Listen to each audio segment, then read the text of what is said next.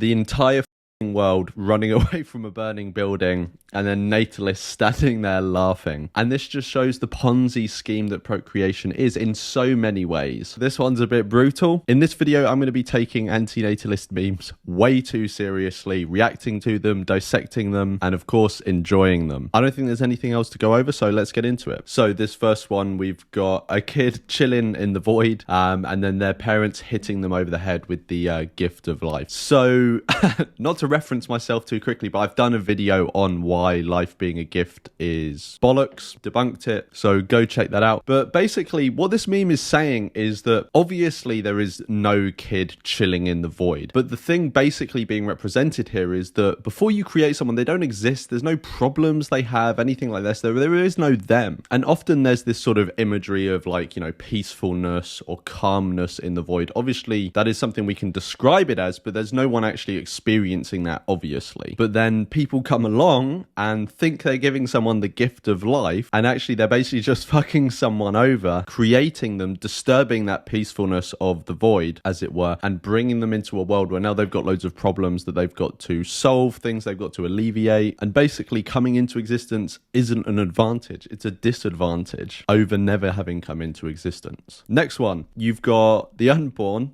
in a restaurant on a balcony, and natalists basically drilling away at the foundations. So again, this is a similar one. It's basically saying like unborn people, like people who haven't come into existence, these hypothetical people, they don't exist to have any problems. They don't need or want for anything. And yet natalists, thinking they're doing a good thing, are doing something which is going to cause a lot of shit to happen. There are no problems, and now natalists are doing their thing, and they're going to create a load of problems by bringing people into existence. Anyway, next one. The entire fucking world running away from a burning building, and then natalists standing there laughing. So obviously what this is in reference to is the fact that no matter how fucked up the world is, people will continue just to reproduce, and they seem to do it just mindlessly. So a lot of people today think that we're in a bad situation and the world is going downhill, and that may very well be true. But there are also people who say, no, we haven't had it as good today. Look at it 1,000 years ago or 2,000 years ago. Or they reference some point in history and say, that was actually a bad time. Today isn't actually that bad, so we're fine to reproduce. But what they implicitly accept there is that, yeah, whenever you reference that point in history, they shouldn't have reproduced then. You're exposing the addiction that natalists or people have to this idea of creating people. You're proving the point, even if it's not us today who are creating people in the most awful conditions, which, let's be honest, there are extremely awful conditions in at least some parts of the world today, and people are reproducing. Although that's not to say just those people shouldn't reproduce. No one should reproduce, but people are doing what this person is saying that humans aren't doing today. Some people are doing it today. But the thing is that even if people weren't doing it today, they did do it in history, because there's always a time in history we can point to saying, yeah, that was fucked, and people still reproduced. Anyway, next one. My child is going to fix the world, and then you've got The Shining, breaking the door down with the axe. The child's inside and the world comes through. Here's Johnny. So obviously loads of people say that their kid, you know, is going to overcome suffering or change the world or cure cancer, all these things, basically saying their kid's going to be the next Messiah, come in, radically change the world or make the world a better place, and they're going to go down in history. Or they say that, yeah, the world is tough, but people can withstand it, you know, and overcome suffering and grow from it. Obviously there's a bunch of things to say here, like you don't create someone, there is no one there who needs to overcome suffering and get over all these hurdles. The second thing is, why create someone into a world with all these hurdles when they didn't exist and need to overcome the hurdles, and they could actually fall over those hurdles? Those hurdles could actually pose a significant burden to them. Not everyone can overcome the hardships and the suffering that some people can. And then obviously you've got the cases of when people say, my child is going to do great things. Yeah, their child may do great things. First of all, that doesn't justify creating them. But second of all, if you think your child's going to do some great thing like cure cancer or solve global poverty, they're more likely to be in poverty or die from cancer than do those things. And you can take it upon yourself to do the things that you say are good to do, not put them on some child who you don't even know will do them, and you're going to pump loads loads of resources into getting them to the place where they could do those things, and you don't even know if they will. And there's a lot of fucked up shit in the world. I think we should just leave it be, not create people into this place and then potentially suffer those fucked up things. Next one. So you got a baby with a trade-off. I receive the burden of human consciousness, and you receive, which I guess is the parent, a false sense of purpose in your monotonous existence. This one's a bit brutal. So obviously this one is pointing at how people create children basically for selfish reasons,